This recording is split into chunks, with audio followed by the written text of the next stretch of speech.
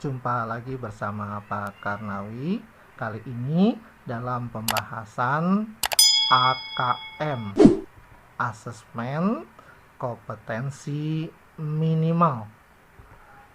Asesmen adalah penilaian, kompetensi minimal berarti kompetensi yang harus dikuasai oleh setiap siswa. Jadi AKM itu adalah penilaian minimal yang harus dikuasai oleh siswa. Nah, berikut ini beberapa contoh soal pembahasan AKM. 6 anak berjalan ke sekolah dari rumah masing-masing. Jarak rumah mereka ke sekolah ditujukan dalam tabel berikut. Andi jarak rumah ke sekolah 503 meter, Bambang 352 meter, Cahyo 205 meter, Danu 303 meter, Edoy 267 meter, Vigor 194 meter. Hari ini mereka berangkat ke sekolah pada jam yang sama. Berikan pendapatmu pada pernyataan-pernyataan berikut. Berilah tanda checklist pada kolom setuju atau tidak setuju. Yang pertama adalah mereka akan tiba di sekolah di jam yang sama. Kedua, Vigor paling dahulu tiba di sekolah.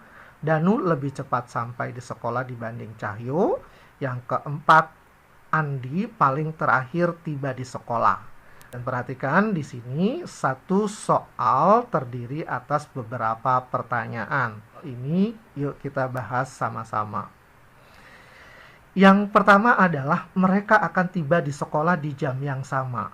Nah, coba adik-adik perhatikan. Jaraknya masing-masing anak ini berbeda-beda. Ada yang dekat, ada yang jauh. Ya, ada yang jauh sekali. Nah, tentunya jika kita berpikir secara logika, yang paling dekat ya dia yang akan pertama kali nyampe di sekolah, akan cepat nyampe di sekolah. Berarti semakin jauh semakin lama nyampe di sekolah. Nah, pernyataan yang pertama, mereka akan tiba di sekolah di jam yang sama. Berarti ini pernyataan yang salah. Berarti kita jawab tidak setuju. Ya.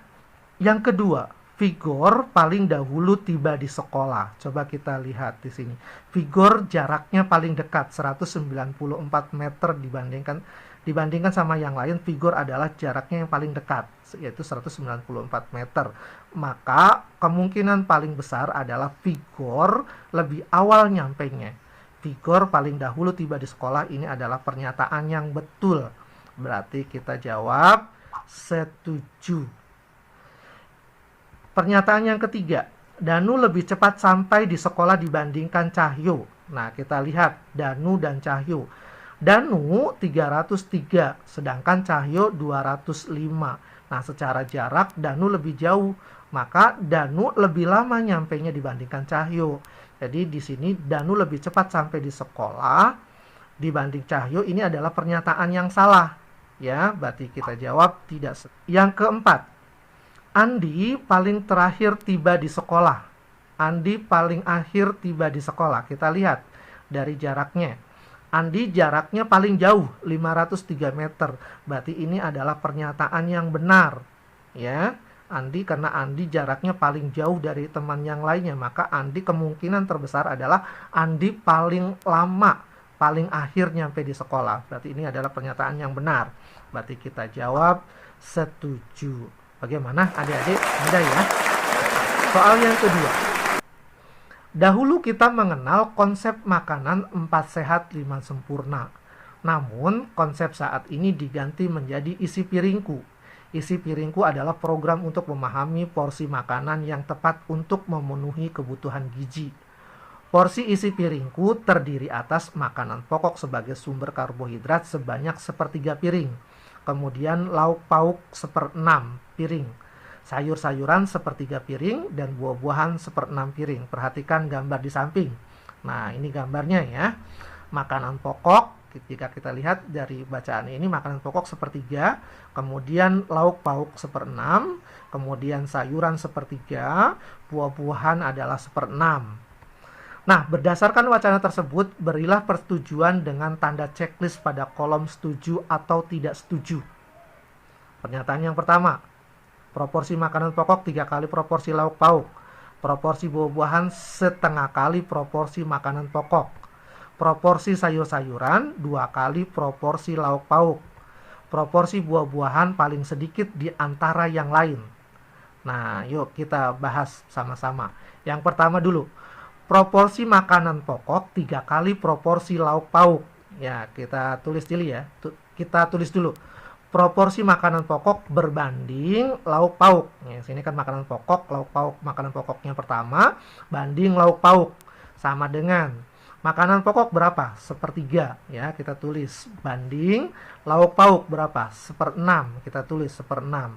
Sama dengan, nah untuk memudahkan perhitungan ini dibuat perkalian, berarti 1/3 dikali, nah karena dibuat perkalian berarti dibalik 6/1, pembilang jadi penyebut, penyebut jadi pembilang. Nah tinggal dikalikan 1 kali 6, 6, 3 kali 1, 3, berarti 6/3. 6/3 itu sama dengan 6 dibagi 3 sama dengan 2. Jadi makanan pokok itu 2 kali daripada lauk pauk. Ya, nah berarti ini adalah pernyataan yang salah. Proporsi makanan pokok 3 kali proporsi lauk pauk, harusnya 2 kali ya. Berarti ini pernyataan yang salah. Berarti kita jawab tidak setuju ya. Kemudian pernyataan yang kedua, proporsi buah-buahan setengah kali proporsi makanan pokok. Ya, kita lihat ya, proporsi buah-buahan tulis dulu, berbanding makanan pokok. Makanan pokok sama dengan buah-buahan berapa? Di sini 1/6. 1/6 berbanding makanan pokok 1/3. Sama dengan, sama seperti tadi 1/6 dibuat perkalian untuk memudahkan perhitungan. Jadi 3/1. Sama dengan 1 dikali 3, 3. 6 kali 1, 6. Nah 3/6 ini sama dengan setengah. Nah proporsi buah-buahan setengah kali proporsi makanan pokok. Berarti ini adalah pernyataan yang betul. Berarti kita jawab setuju ya. Pernyataan berikutnya, proporsi sayur-sayuran 2 kali proporsi lauk pauk. Nah sama caranya, sayur-sayuran berbanding, kita tulis dulu ya, sayur-sayuran pertama dulu, sayur-sayuran berbanding lauk pauk. Sama dengan sayur-sayurannya berapa? Sayur-sayuran 1/3 berbanding lauk pauk berapa? Di sini 1/6. Sama dengan, sama seperti tadi 1/3 dibuat perkalian untuk memudahkan perhitungan jadi 6/1 ya. 6/1 dibalik sama dengan 1 dikali 6, 6, 3 kali 1, 3, berarti 6/3 sama dengan 6 dibagi 3 sama dengan 2. Nah kita lihat nih di sini, sayur-sayuran 2 kali daripada lauk pauk. Nah ini pernyataan yang benar ya. Pernyataan yang benar, maka kita jawab setuju ya. Kemudian pernyataan yang keempat, proporsi buah-buahan paling sedikit di antara yang lainnya.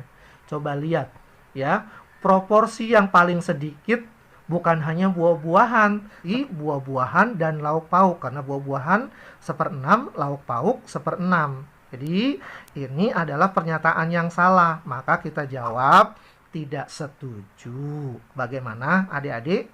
Mudah dipahami bukan? Lanjut ke soal yang berikutnya. Tono dan Rudi sesekali berjumpa di kolam renang. Keduanya bertemu terakhir tanggal 9 Maret 2021. Jika Tono berenang setiap 4 hari sekali dan Rudi setiap 3 hari sekali, kapan keduanya akan bertemu kembali? Nah, ayo kita jawab sama-sama. Tono berenangnya setiap 4 hari sekali. Berarti hari ke-4, hari ke-8, hari ke-12.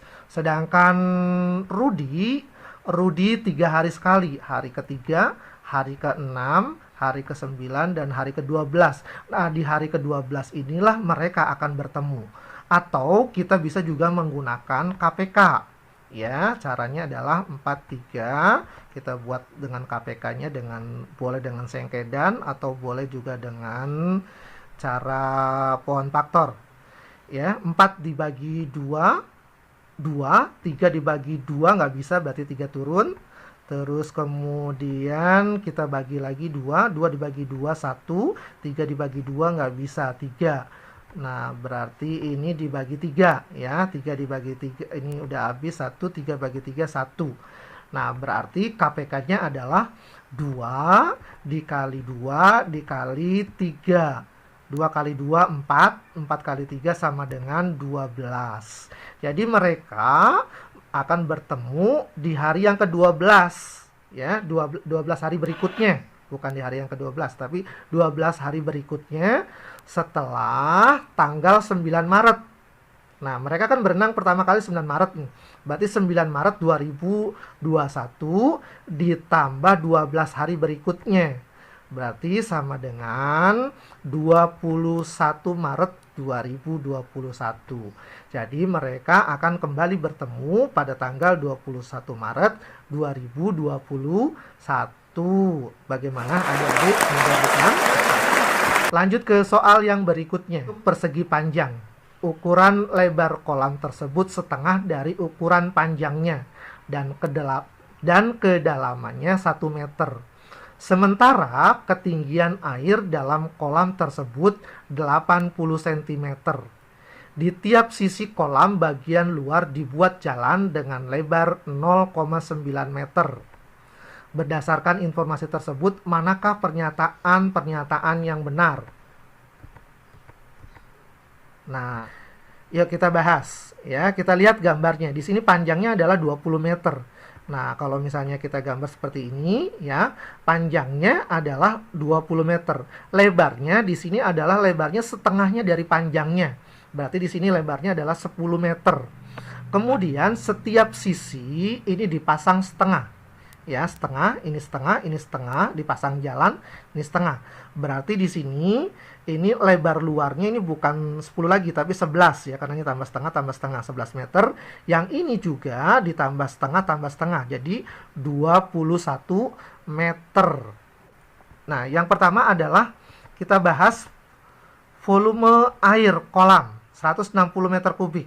Nah, kita lihat volume air.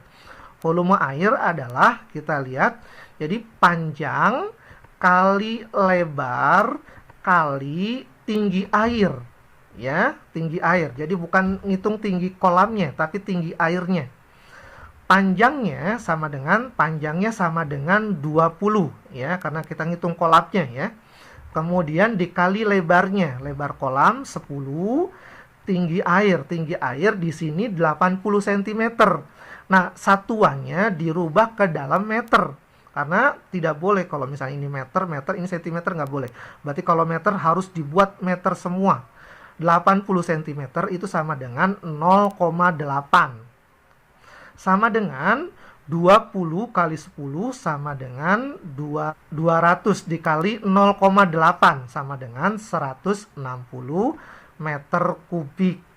Jadi di sini volume airnya itu adalah pernyataan yang betul. Volume air kolam 160 meter kubik. Ini pernyataan yang betul. Berarti di sini kita jawab benar, ya.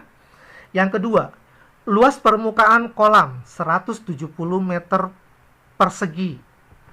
Luas permukaan kolam, ya, luas permukaan kolam. Luas permukaan kolam. Nah, di sini panjang kali lebar sama dengan panjang kolam 20 kali lebar kolam 10 sama dengan 20 kali 10 sama dengan 200. Nah, di sini luas permukaan kolam 170 meter persegi. Ini adalah pernyataan yang salah. Harusnya adalah 200 meter persegi. Berarti ini kita jawab salah. Kemudian, luas jalan di sekitar kolam 31 meter persegi. Nah, kita hitung luas jalan sama dengan, untuk menghitung luas jalan adalah ini luas permukaan, luas jalan luar ya, 1 kali 11 dikurangi luas kolam bagian dalam ya, sama dengan 20 dikali 10 sama dengan 21 kali 11 sama dengan 231. Dikurangi 20 dikali 10 sama dengan 200. Sama dengan 231 dikurangi 200 sama dengan 31 meter kubik. Nah, kita lihat di sini. Nah, luas jalan di sekitar kolam 31 meter persegi. Ini 31 meter persegi. Berarti ini adalah pernyataan yang benar, ya. Kemudian berikutnya pernyataan yang ketiga. Volume kolam renang 100 meter kubik. Nah, volume kolam kita hitung sama-sama. Volume kolam sama dengan panjang kali lebar kali tinggi kolam, ya. Sama dengan panjangnya 20 kali lebarnya 10 kali tinggi kolam 1 meter, ya. Ini tinggi kolamnya. Sama dengan 20 kali 10, 200 kali 1, 200 meter kubik. Nah, kita lihat volume kolam renang di sini 100 meter kubik. Berarti ya, yang benar adalah 200 meter kubik. Berarti ini adalah pernyataan yang salah. Berarti kita centang yang salah, ya. Bagaimana adik-adik, mudah dipahami bukan?